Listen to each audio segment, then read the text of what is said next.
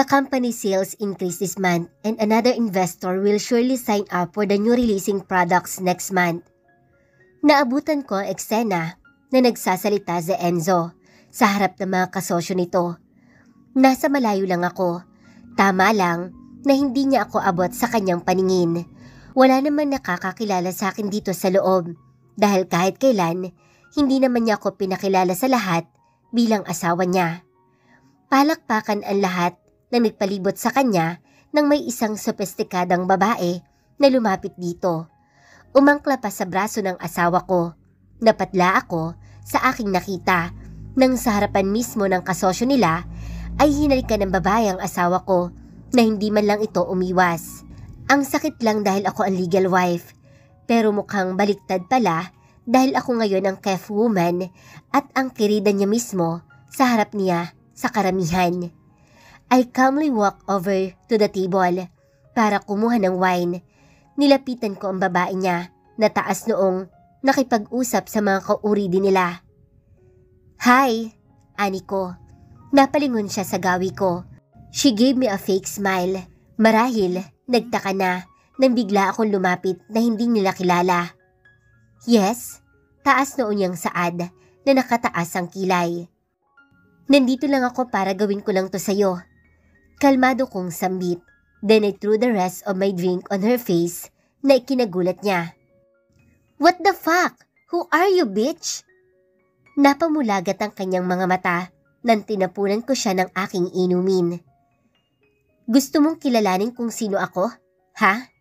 Why didn't ask my unfaithful husband? Siguradong masasagot ka niya.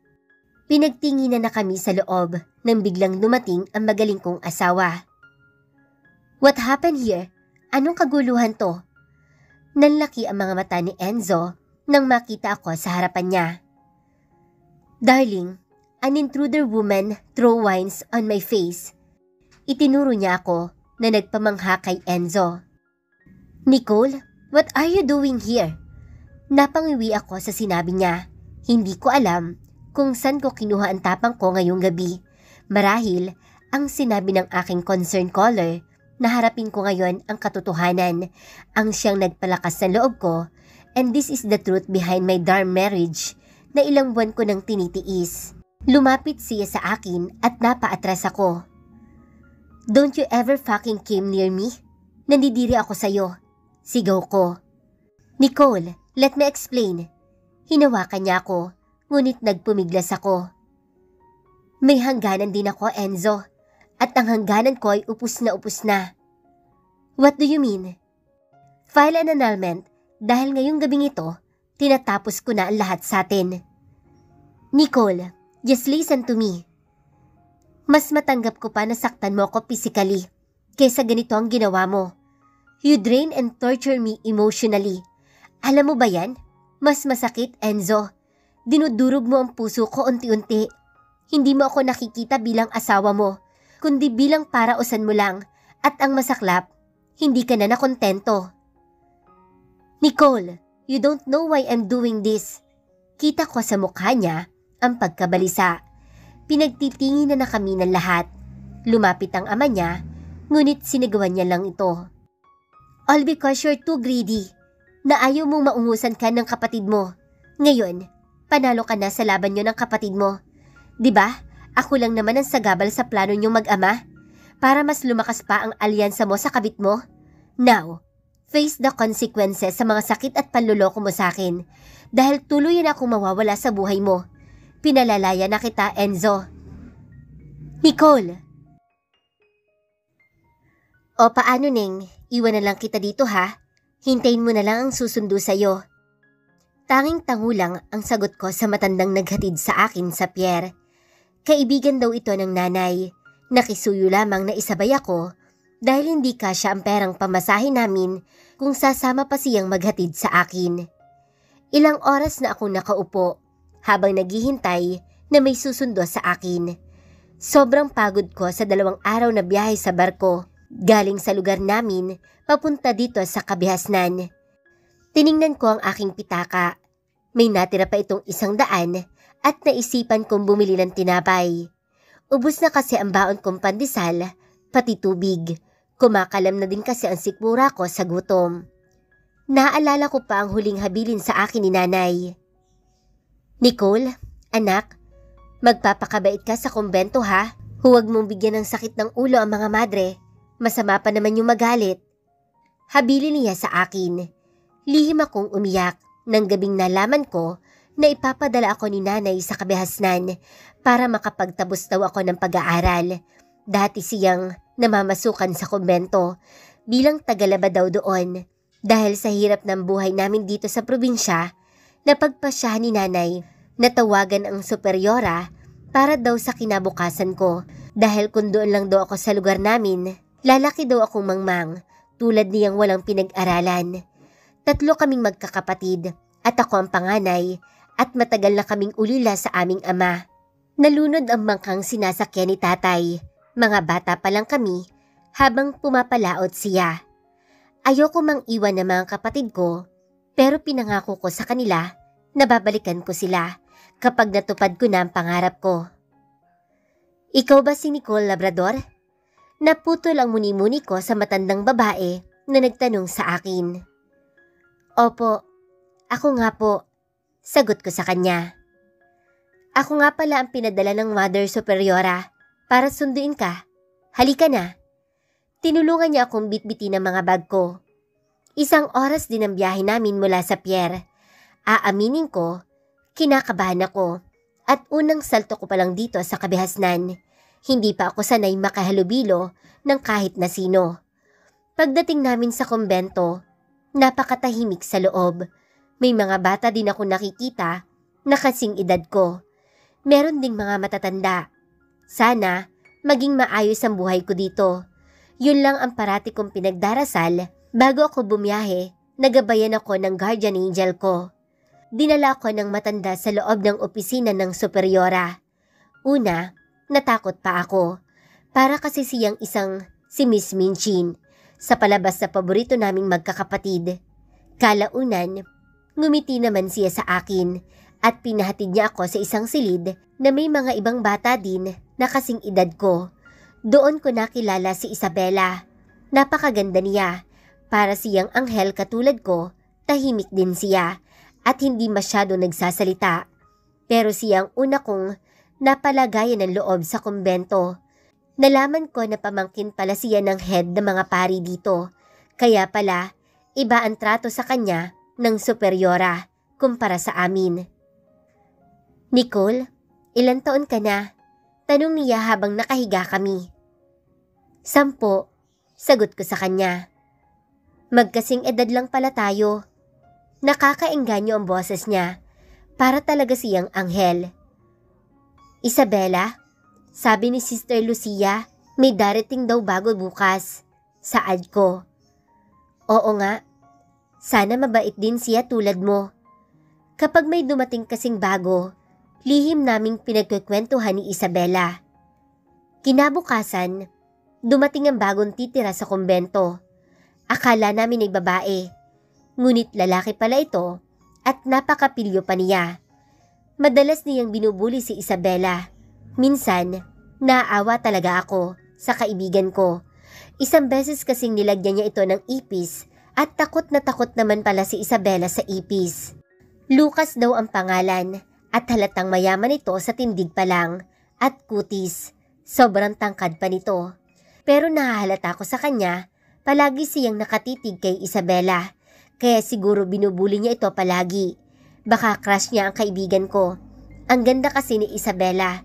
Parang manika at anghel, hindi tulad ko, halatang galing bundok talaga. Tapos morena pa. Isang araw, usap-usapan naman na may iba pating darating at hindi ako naging interesado. Kinaumagahan, inutusan ako ng superya na pumitas ng mangga sa may bulubundukin sa likod ng kumbento at marami daw itong bunga. Bit-bit ang maliit na basket at buslo, binaybay ko ang daan patungo doon. Bukirin pa naman yun at tiyak papawisan talaga ako sa pag-akyat. Muntik pa akong maslide sa daan paakyat. Ako kasi ang inutusan ng superyora, alam niya kasi nasanay ako sa pag-akyat sa bundok. Malapit na ako sa may puno ng mangga na may nakita akong lalaki na nakahiga at parang tulog ito at mas inilapit ko pa ang aking sarili sa dako kung saan ito nakahiga. Napatda ako sa aking kinatatayuan at pinagmasdan ko ang kanyang maamong mukha. Napakagwapo niya at ang tangos din ng ilong. Napakatangkad din niya at para siyang si Kuya Lucas, pero medyo mas bata siya ng konti. Hindi ko alam sa murang edad ko, biglang kumabog ang dibdib ko habang pinagmamasdan siyang natutulog. Aliw na aliw akong pinapanood ito nang bigla itong bumangon. "Sino ka?" "Ay Diyos ko, mahabaging langit!" Sigaw ko. Nabigla kasi ako sa kanyang muntik na paglapat. Ang labi namin, sinipat ko siya ng husto kanina habang natutulog. Hindi ko naman inaasahang bigla na siyang dumilat at bumangon. "Ikaw, sino ka din?" Kinakabahang tanong ko. "Ikaw ang tinatanong ko tapos ibabalik mo sa akin ang tanong? Tanga ka ba?" Kamot niya sa ulo, halatang naiinis sa akin. "Inutusan ako ng superyora na kumuha ng mangga." Sagot ko dito. "Ah, kung ganun, dun ka din nakatira sa ampunan?" Yamot niyang saad. Kumuha pa siya ng sanga ng kahoy, ginawang toothpick at nilaro-laro niya ito sa kanyang bibig. Ang angas niyang tingnan, sabay tayo. "Saan ka nakatira?" Tanong ko. "Anong pakaalam mo? Ano, aakyat ka sa mangga?" Sa beritono niyang boses. "Oo," ikli kong sagot. "Sige, akyat na dun." Nilingon ko pa siya habang nagsimula akong umakyat. Sanay din kasi ako sa pag-akyat ng mga puno ng prutas dahil marami kaming tanim sa bukiri namin. Nilalako ko ito kasama ang mga maliliit kong kapatid, pambaon namin sa paaralan. Tumingin ako sa baba. Nasa kalagitnaan na kasi ako. Kita ko pang pinapanood niya lang ako. Nagtaka pa ako nang bigla siyang tumawa. "Bakit ka tumatawa?" Sabi ko habang nasa ibabaw na ako ng puno. "Kita ang panty mo." Sabay tawa niya. Lihim akong umiyak nang umuwi na sa kumbento. Nahiya talaga ako na pinagtawan niya na ako kanina habang umakyat sa manggahan. Hindi ko naman kasi alam na bukod sa akin, may tao pa pala doon. Kaya nagpalda lang ako papunta doon. Mas gusto ko kasing umakyat sa puno na nakapalda kumpara sa nakashort. Muntik pa akong mahulog kanina. Buti na lang, nakakapit ako sa mas matibay na sanga. Wala pa naman balak yung lalaki kanina na tulungan ako kung nahulog talaga ako sa puno ng mangga. "Nicole, umiyak ka ba?" Salubong sa akin ni Isabela. Hindi Isabela. Napuwing lang ako." Pagsisinungaling ko pa. Inilapag ko lang ang basket na puno ng mangga sa kusina at dumiretso ko sa silid at naligo. Malapit na kasi ang oras ng pagdarasal. Magagalit pa naman ang superyora kung may mahuhuli. Nakita ko pa si Isabela sa unahan. Siya ang nagbabasa palagi sa dasal namin. Utos ito ng superyora. Nasa hulihan na kasi ako nakaupo at muntik pa nga akong mahuli. Buti na lang at hindi ito napansin ng superyora. Kitang-kita ko pa si Kuya Lucas kung saan ang pwesto ni Isabela. Doon din ito nakapwesto. Sinusundan niya talaga ito kahit saan. Nabigla pa ako nang makita ko sa kabila kong upuan ang lalaking kanina sa may puno ng mangga. Kung ganun, dito din pala siya nakatira. Kung hindi ako nagkakamali, siya yata ang bagong dating nung isang araw. Sinundan ko ang bawat kilos niya. Hindi ito nagdarasal at inaantok pa ito. Muntik na nga siyang matumba habang nakaluhod. Pakamot-kamot pa siya na lumilingon. Akala siguro niya hindi ko siya nakita. Tulad ni Kuya Lucas, napakapilyo din niya. Nilagyan niya ng bubble gum ang upuan ng isa sa mga ampon dito. Iyakin pa naman yon. Lihim pa siyang tumawa at lumingon-lingon ulit, ngunit nagpang-abot ang aming tingin. Nabigla din siya na makita ako sa di kalayuan at tinaasan ko siya ng kilay. "Shh!" Senyas niya sa akin nang ibig niyang sabihing ipahiwatig, huwag akong maingay. Natapos ang dasal namin at nagtayuan na ang lahat, ngunit biglang umiyak ang batang nilagyan niya ng bubble gum ang upuan. Mother Superiora, di ako makatayo. Dikit na dikit po ang short ko. Iyak ni Boboy. Agad siyang nilapitan ng Superiora. Kita ko pa ang lalaki na lihim na tumatawa. Sumisipol pa ito na parang walang ginawang kasalanan. Kaninong bubblegum to ang ipinahid sa upuan ni Buboy? Galit na wika ng matanda. Natahimik ang lahat. Iba pa namang klase kung magparusa ang Superiora. Ibinibilad sa maraming langgam o di kaya paluluhurin sa asin. Kung walang aamin, pwes parurusahan ko kayong lahat. Napadta ako sa kinatatayuan at dumako ang tingin ko sa kanya. Dinilatan niya ako sa mga mata, senyales na ayaw niya akong magsumbong. Pero nawala ang atensyon namin kay Buboy nang sumigaw si Isabela. Nilagyan na naman siya ni Lucas ng ipis sa loob ng damit nito. Grounded na si Lucas, 1 linggo ang ibinigay na parusa sa kanya ng kumbento na bawal siyang pumunta dito. Una, pinagsabihin pa lang siya, pero inulit na naman niya ang pambubuli kay Isabela. Hindi naman talaga siya madalas dito dahil nag-aaral ito sa kabihasnan. Kapag natapos na ang klase nila, dito sila dumediretso sa kumbento. Nalusutan din na lalaki ang kasalanan niya sa paglagay ng bubblegum sa upuan ni Buboy. Bago ko lang nalaman, Enzo pala ang pangalan ng maangas na lalaki, tulad ni Kuya Lucas. Dito din ito dumediretso pagkatapos ng klase. Akala namin matatahimik na ang kumbento, ngayong wala na si Kuya Lucas, lalong-lalo na sa kaibigan kong si Isabela. Siya kasi palagi ang pinagtitripa ni Kuya Lucas. Ngunit nagkamali pala ako dahil si Kuya Enzo na naman ang nagbuli sa kanya.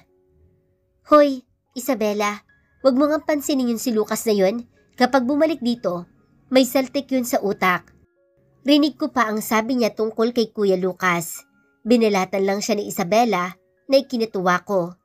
Nakita pa niya ako na tumatawa sa gilid. Hoy, bubuwet, bakit ka tumatawa dyan? Anong nakakatawa? Pangaasar niya sa akin. Tulad ng una naming pagkikita sa manggahan, may toothpick na naman siya sa bibig. Mahilig siyang laruanin nito. Kuya Enzo, bakit palagi may toothpick ang bibig mo? Inosente kong sabi. Inangasan niya lang ako. Bakit? May problema ba sa toothpick ko, bubuwit? Tugon niya sa akin. Kasi mahilig kang maglaro ng toothpick sa bibig mo. Tawa ko pa. Anong gusto mo, bubuwit? Yung dede mo laruin ko? Panguuyam niya sa akin. Bastos ka? Tugon ko. Ito, bastos? Sabay tawa at nag-middle finger siya sa akin, sabay talikod. Kinaumagahan, maaga kong diniligan ng mga halaman. Nakita ko ulit si Kuya Enzo sa kalayuan. Wala yata siyang pasok. Nagdidribble ito bitbit ang bola niya. Pinuntahan ko agad siya at pinanood ang pagdidribble niya. Halos kalahating oras ko siyang pinapanood, ngunit di pa rin niya ako napapansin, kaya tumalikod na ako. Sakto din na dumating si Isabela at tinawag ako. Nang makita ni Kuya Enzo si Isabela, huminto agad ito sa pagdidribble at tinawag si Isabela. Inisnab lang siya ng kaibigan ko. Malungkot ako naglakad papunta sa loob. Halos 1 oras ako nagpapansin sa kanya. Di man lang niya ako pinansin, pero si Isabela, lumapit agad siya at nagpakitang gilas pa. Nakaramdam ako ng insekuridad sa aking sarili. 10 years old pa lang ako, tulad ni Isabela. Pero bakit ito ang nararamdaman ko kay Kuya Enzo? Ito yata ang tinatawag nilang paghanga. Kung ganun, crush ko si Kuya Enzo. Pero ba't ganun? Batid ko kasi, tulad ni Kuya Lucas, si Isabela din ang gusto niya. Ang itim-itim mo kasi, Nicole, hindi ka kagandahan. Malungkot kong saad sa aking sarili. Hindi ko napansing nasa kusina na pala ako. Pinatawag kasi ako ni Superiora. Yun ang dahilan kaya ako tinawag ni Isabela. Mother Superiora, pinatawag niyo daw po ako? Magalang kong sabi. Nicole, marunong ka bang mamalengke? Tanong niya sa akin. Opo, Mother Superiora. Tugon ko. Madalas ako kasi ang namamalengke sa amin. O siya, nilista ko na lahat dyan. Umuwi kasi ang mga taga-pamalengke dito. Wala akong ibang mautusan. Saad niya habang abala sa mga papel na nasa mesa niya. Tawagan mo si Enzo. Sabihin mo, utos ko na pasasamahan ka sa palengke. Pagkarinig ko sa pangalan ni Kuya Enzo na ipapasama sa akin sa palengke, parang tumalo ng dibdib ko sa tuwa. Opo, Superiora. Pupuntahan ko agad si Kuya Enzo. Excited pa akong tumakbo papunta sa kanya.